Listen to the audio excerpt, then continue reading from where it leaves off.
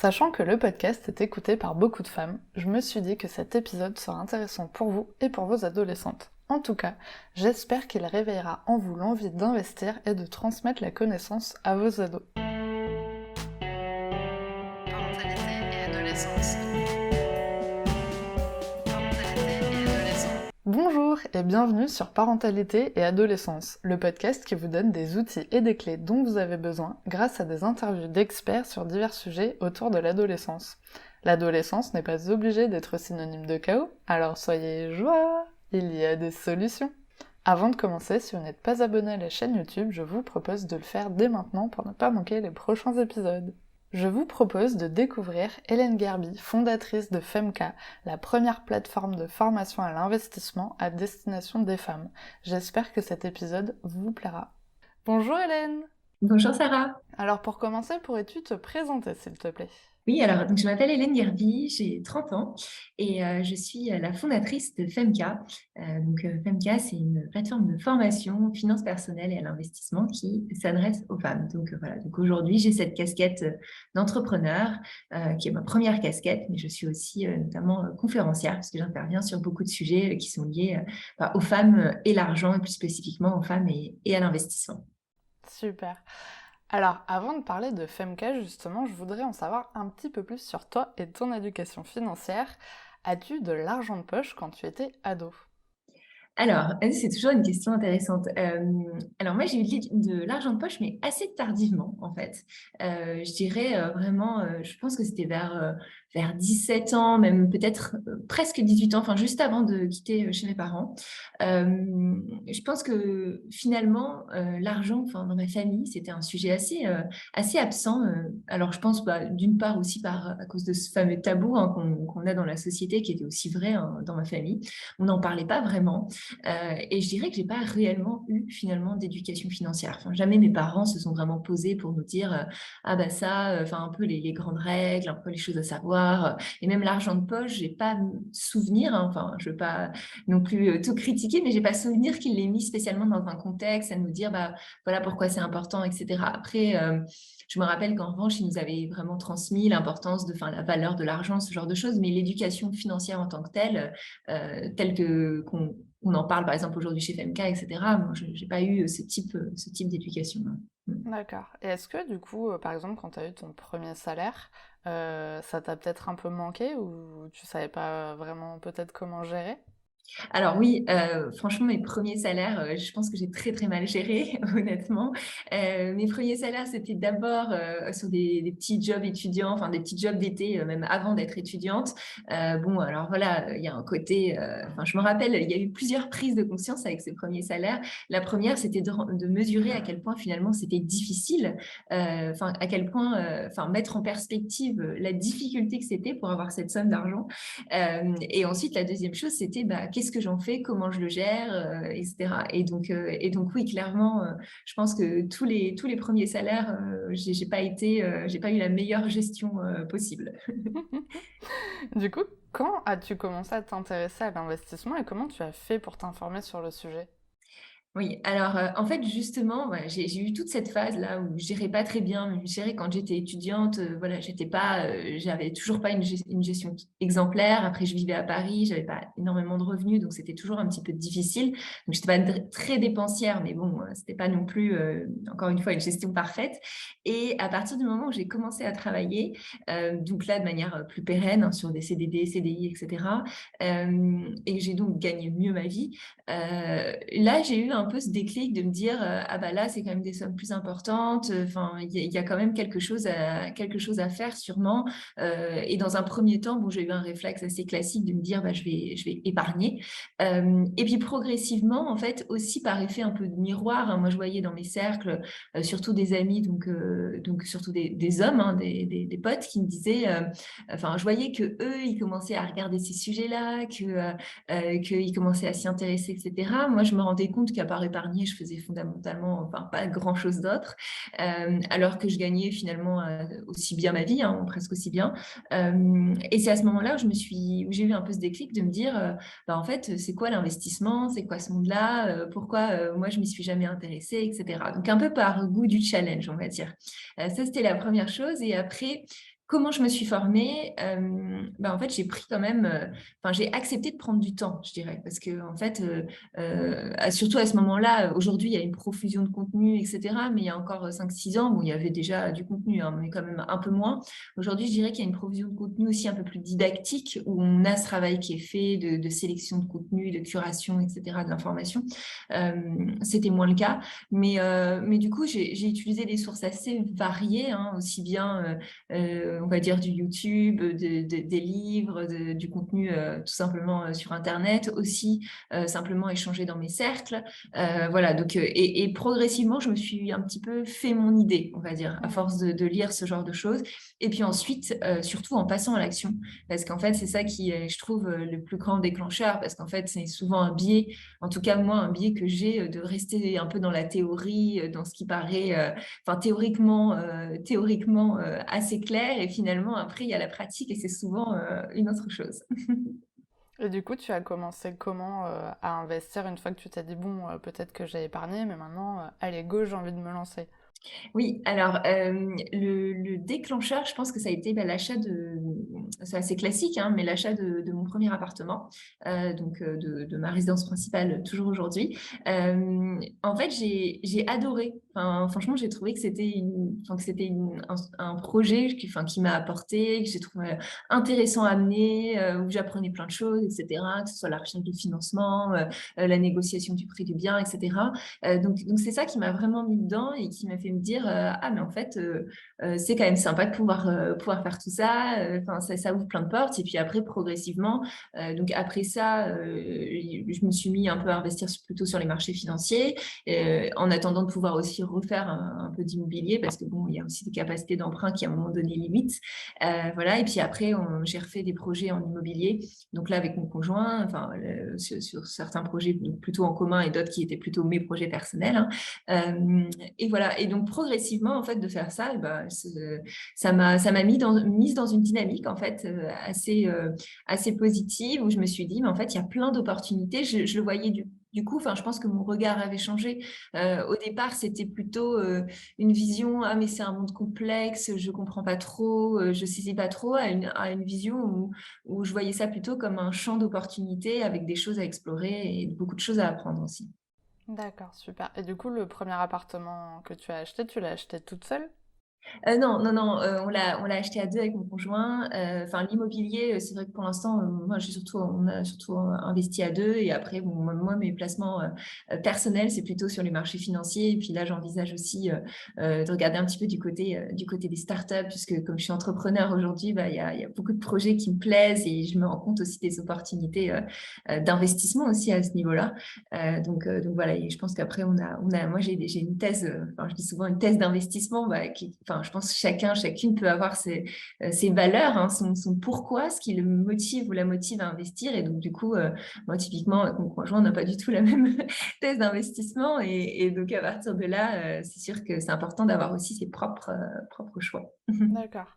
Et du coup, par rapport à l'immobilier, tu penses que c'est plus facile en fait d'investir à deux que tout seul ou... Alors, nécessairement, enfin, je pense que oui, d'une part, enfin, sur plusieurs aspects, on va dire assez pragmatiques. La première chose, c'est que sur le volet financement, forcément, quand on est à deux, on a une plus grande capacité d'emprunt, on a forcément un apport qui peut être plus important. Donc, forcément, quand on va voir une banque, on a un dossier qui est, enfin, on va dire, plus favorable, qui coche plus de cases.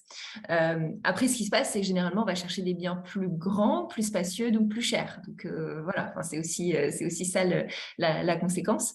Je dirais aussi qu'il y a un deuxième aspect qui est un peu moins financier, mais qui est la dimension un peu plus chronophage du projet, parce que rechercher un bien, donc si c'est un bien destination de résidence principale, c'est encore OK, mais sur un bien en immobilier locatif, par exemple, c'est vrai que c'est beaucoup d'étapes, il y a beaucoup de choses à faire, il faut faire son étude de marché vraiment plus approfondie, faut presque construire une sorte de business plan, hein, parce que en fait, c'est comme un business en quelque sorte quand on fait ce type d'investissement. Et donc, à partir de là, bien sûr que d'être deux plutôt qu'un, c'est comme quand on monte une boîte, d'être deux plutôt qu'un ou une, bah forcément, sauf si ça se passe mal, bien sûr, mais quand ça se passe bien, généralement, on gagne quand même en efficacité. Chacune apporte aussi son expertise. Voilà, je sais que par exemple, sur l'immobilier locatif, on s'est beaucoup partagé le travail en fonction de des appétences, encore une fois, de chacun. Et donc oui, sur cette partie-là, et puis sur la partie un peu charge mentale aussi, qui peut suivre si on décide par exemple de faire de l'immobilier locatif et que on met pas en gestion, qu'on garde soi-même toute la gestion, qu'on a donc du coup tous les locataires à gérer, bah, il y a quand même un travail qui peut être sur certaines phases un peu plus intense. Parfois, ça roule et il n'y a aucun souci. Parfois, il y a un peu plus de travail. Et donc, du coup, c'est sûr qu'être à deux, voilà. Après, pour autant, ça ne veut pas dire qu'il ne faut pas y aller parce qu'on est seul. Enfin, je pense que c'est un projet immobilier, c'est d'abord un projet de vie, d'abord et avant tout un projet de vie. Et donc, les bonnes questions à se poser, c'est plutôt repartir de soi, se poser la question de combien de temps je me projette, où est-ce que je me vois, comment ça s'intègre dans ma stratégie, dans mes objectifs de vie au sens large, en fait. C'est ça qui est important. Super. Alors maintenant, on va parler un petit peu de Femka. Est-ce que tu pourrais nous expliquer pourquoi tu as décidé de créer cette plateforme et qu'est-ce qui s'y passe? Alors, Femka est née il y a à peu près un peu plus d'un an et demi maintenant. Moi, précédemment, je travaillais dans un univers très différent. Je travaillais en marketing essentiellement dans des grands groupes. Mais en parallèle de ça, j'étais très engagée, notamment sur le sujet égalité femmes-hommes, et j'étais au sein de beaucoup de réseaux de femmes. J'ai cofondé une association qui était sur les sujets de Women Empowerment. Et en fait, j'ai fait ce constat que le sujet financier était absent en fait des sujets qu'on abordait, absent de nos conversations, mais pour autant pas absent de nos préoccupations. Et qu'en fait, beaucoup de femmes se posaient la question de, en fait, voilà, j'étais à l'épargne, ou je veux commencer à épargner, je veux commencer à investir, moi aussi je veux pouvoir lancer mes projets, etc., me sécuriser financièrement.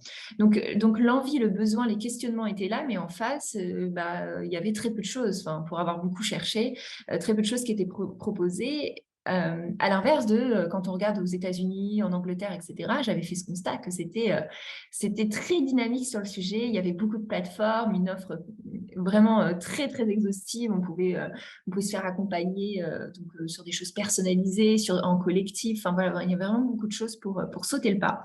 Et je me suis dit que ça manquait en France, en fait. Et voilà comment est née, en fait, comment est née l'idée de Femka. Et Femka, donc notre raison d'être aujourd'hui, pour répondre à ta deuxième question, c'est démocratiser ce sujet de l'investissement, puisqu'aujourd'hui, il y a seulement 15% à peu près des femmes qui investissent. Donc là, j'entends sur les marchés financiers. Alors qu'on est plus de 73% à s'intéresser au sujet. Donc ça montre un peu l'écart, hein, c'est qui est quand même assez conséquent et qui est en fait normal parce qu'en fait la manière dont on nous dépeint le monde de la finance, l'investissement, etc., ça paraît toujours être un univers extrêmement fermé, voilà, qui paraît un petit peu inaccessible en quelque sorte. Donc nous, notre mission, c'est de démocratiser l'investissement, le rendre accessible à plus de femmes. Et donc pour ça, on a réfléchi au bon format, en fait, à la bonne manière de procéder. On s'est dit que le sujet, c'était l'éducation financière. Et donc on intervient plus en amont, nous, on ne fait pas de conseils financiers. Nous, l'idée, c'est plutôt de permettre à chaque femme de développer un esprit critique, d'acquérir donc tous les fondamentaux sur ces sujets-là et développer un esprit critique pour pouvoir faire ses choix financiers en autonomie. C'est vraiment ça l'objectif. Voilà. Et après, on a différents formats. On pourra rentrer peut-être plus dans le détail, mais voilà, on a des formats de webinars, de formation sur plusieurs semaines, voilà, en fonction des besoins. Ouais. En tout cas, moi j'ai navigué un petit peu sur le site et en tout cas ça a l'air très très très intéressant et je pense que ça peut aider beaucoup de femmes en tout cas à se lancer. Du coup, deuxième petite question par rapport à ça. Pour toi, à quel âge peut-on commencer à investir?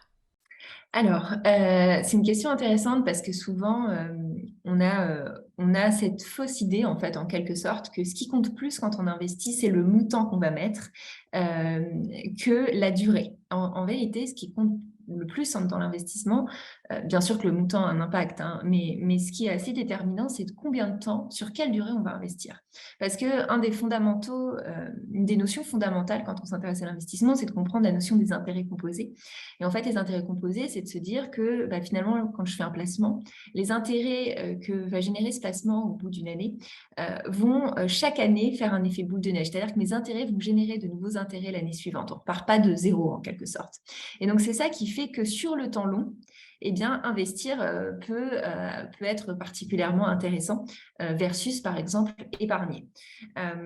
Donc, avoir ça en tête, en fait, ça fait prendre conscience que ce qu'on dit souvent, c'est que investir finalement dès qu'on peut, c'est le mieux, voilà.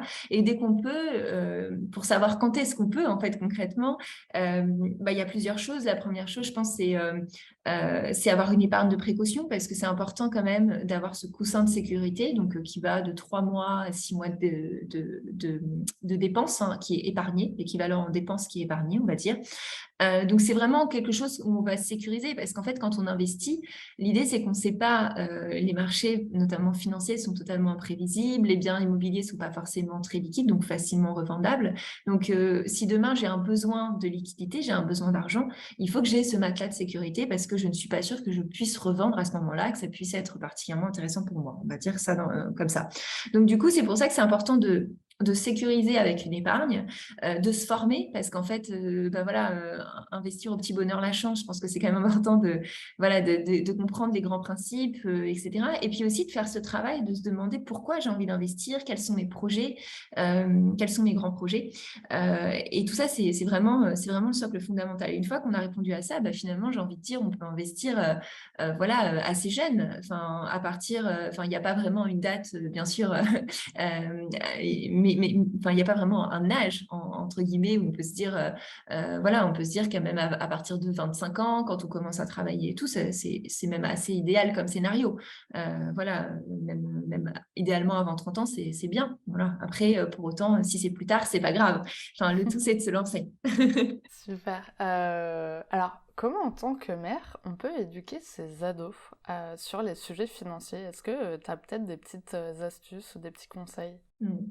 Ah oui, alors c'est intéressant, c'est une question qu'on nous pose finalement pas mal et qu'on n'a pas encore trop traité chez PMK, mais qui est cruciale parce que l'éducation financière, en effet, ça commence aussi dès l'adolescence.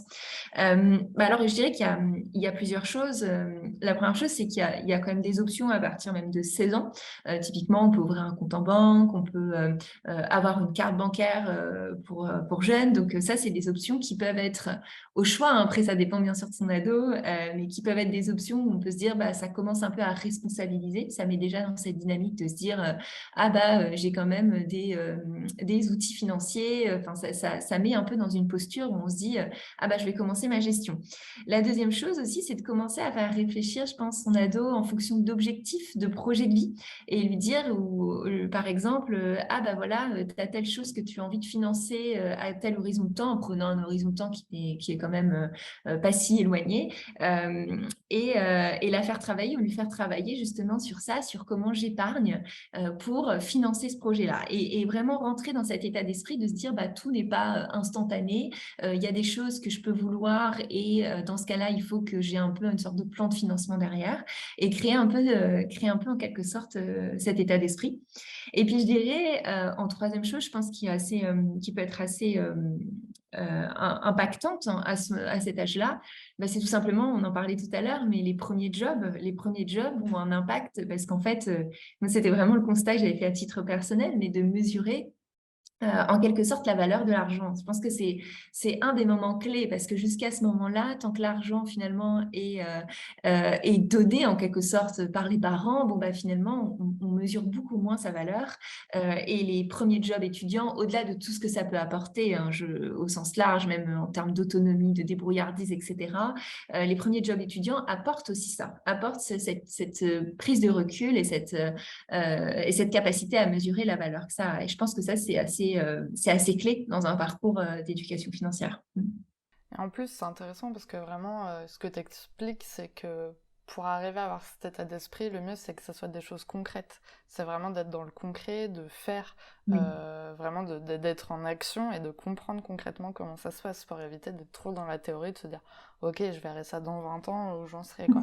Là, au moins, ça permet vraiment de créer ton état d'esprit comme il faut pour arriver à prendre un peu tes propres décisions quand tu pourras le faire, quoi. Oui, complètement. Et c'est ça, hein. En effet, par exemple, un job étudiant, c'est très concret. On a sa première rémunération. Bon, qu'est-ce que j'en fais? On sort des livres de théorie, et ça, c'est plutôt une bonne chose. Après, je sais aussi que Là, il y a un programme de l'État qui est en train d'avancer sur ces sujets-là, le programme EducFi, donc qui va pouvoir venir un petit peu, entre guillemets, en support aussi aux parents sur tous ces sujets-là, parce que jusqu'à présent, l'école n'adressait pas du tout le sujet de l'éducation financière. Donc ça, c'est plutôt C'est aussi des génial. bonnes nouvelles. Voilà. Donc, c'est une initiative qui a été lancée déjà EducFi en 2016, mais qui est restée très confidentielle, qui concernait très, très peu de classes. Et donc là, il y a une volonté politique d'élargir ce sujet. Et je pense que c'est une bonne nouvelle parce qu'en effet, il y a tout ce qu'on peut faire à la maison avec ses enfants, ses adolescents, mais je pense qu'il y a aussi un socle en tant que citoyen, citoyenne, un socle de connaissances à avoir qui, je pense, nous aiderait tous, nous autonomiserait tous sur ces sujets-là. Mm, mm, mm. Ah, mais en tout cas, c'est intéressant. Et justement, vu qu'on parle de ressources, est-ce que tu as des ressources à nous partager sur l'éducation financière et l'investissement? Peut-être tes livres préférés ou des sites que tu aimes bien regarder.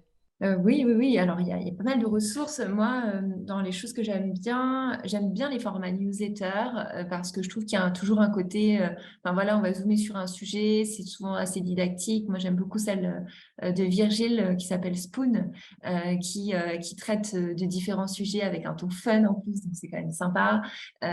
Ensuite, on me demande souvent des infos pour se tenir au courant un petit peu parce que, bien sûr, quand on investit, c'est important de rester au fait aussi de l'actualité, voilà, que ce soit réglementaire, des marchés financiers. Donc, il y a Yann Lopez pour Snowball qui fait un exercice, enfin, qui fait un travail assez intéressant sur ces sujets-là. Donc, Snowball, j'aime beaucoup. En termes de podcast aussi, il y a des choses. Il y a la Martingale qui devient maintenant assez connue sur les sujets de finances personnelles. Donc, ouais, moi, j'aime beaucoup ces sujets. Après, nous, enfin, ces ressources-là, nous, chez FMK, ensuite, on a aussi une newsletter. Donc, où c'est pareil, on va traiter de manière thématique différents sujets. Et des webinars aussi qui sont des formats un peu plus courts, donc tout est gratuit, hein, c'est toutes nos ressources gratuites, des webinars entre 1 heure et 1 heure et quart où on va traiter d'introduction à l'investissement, on va traiter de la relation à l'argent, on va inviter d'autres experts ou expertes en fonction des éclairages et des thématiques que va rechercher notre communauté. Donc aujourd'hui, oui, il y a il y a beaucoup de ressources. Je pense qu'il y a beaucoup de choses voilà, il y a beaucoup de ressources. Après, ce qui est important, encore une fois, je pense qu'il y a toute une phase un peu où on construit son socle de culture financière. Et ce qui est important aussi après, c'est de passer à l'action concrètement, on va dire. Super, merci beaucoup. Alors, on arrive à la question pour les auditeurs. Donc, c'est la question que je pose à tous les invités du podcast. As-tu un message à transmettre aux personnes qui nous écoutent aujourd'hui? Donc, ça peut être un message lié à l'éducation financière ou quelque chose, toi, qui te touche personnellement. Ouais, alors je vais choisir plutôt la première option liée à l'éducation financière parce que je pense que c'est bien dans la continuité de notre échange aujourd'hui. Alors, en fait, j'aimerais bien, je pense qu'il y a quelque chose qui est intéressant, c'est de prendre conscience parce qu'en France, je pense que sur ces sujets d'éducation financière, on est encore un petit peu bloqué, on a une vision encore très négative hein, quand même, on va pas se mentir, de ce qu'est l'investissement. Et donc, volontairement, un petit peu provoquer un changement, de se dire, d'essayer de voir l'éducation financière autrement. Ce que je dis souvent, c'est que prendre en main ses finances personnelles, se préoccuper de ses finances personnelles, en quelque sorte, c'est prendre soin de soi. Et c'est pas une vision qui est très courante, en fait. Pour autant, il y a une notion qui est importante, c'est la notion de bien-être financier. Et en France, encore une fois, on n'en parle pas. Mais je pense qu'il est évident que c'est difficile de se sentir bien dans sa vie, même si tous les voyants sont au vert. Si par ailleurs, on est stressé, anxieux pour sa situation financière, que ce soit une anxiété objective, hein, parce que financièrement, on a des difficultés, comme totalement subjective, parce qu'il y a des personnes qui gagnent très bien leur vie et qui sont dans une anxiété permanente sur les sujets financiers. Donc, je pense que travailler sa relation à l'argent, questionner tout ça, prendre en main ses finances personnelles, c'est un levier extrêmement puissant pour gagner en mieux-être et se sentir mieux. Donc, je pense il faut pas se dire ah c'est un sujet un peu pas illégitime, mais parfois on a un peu cette vision d'un sujet, le sujet financier un peu sale que je mets de côté parce parce que je le mets de côté et ça impacte pas ma vie. Enfin, fondamentalement, c'est très lié à notre vie, c'est très lié à tout ce qu'on a envie de faire, à nos objectifs. L'argent reste un moyen hein, pour réussir à accomplir et mener ses projets à bien. Donc, il faut le voir à la fois comme un moyen et comme quelque chose qui peut être un vecteur de développement personnel. Donc, je pense que c'est une vision un peu plus positive, on va dire, du sujet. Donc voilà ce que j'avais envie de partager. Bah, merci beaucoup, en tout cas, c'est hyper intéressant. Et pour finir, où pouvons-nous retrouver les informations sur Femka? Et oui, alors on a un compte Instagram où on partage un peu toutes nos actus, donc c'est femka-fr. Voilà, nos événements, bah, justement, tous nos webinars, nos formations, voilà, et puis après sur notre site femka.fr, il y a également tout ce qui se passe, sur notre plateforme. Donc voilà. Super, bon, en tout cas je mettrai tous les liens en description, donc ça sera très facile pour vous de les retrouver. En tout cas, merci beaucoup Hélène d'avoir accepté mon invitation sur le podcast. J'espère que cet épisode donnera envie aux femmes de se lancer dans l'investissement si c'est pas encore le cas. Merci beaucoup Sarah, c'était un plaisir. Merci d'avoir regardé la vidéo jusqu'au bout, j'espère qu'elle vous a plu. N'hésitez pas à la partager autour de vous et on se retrouve la semaine prochaine pour un nouvel épisode. À bientôt!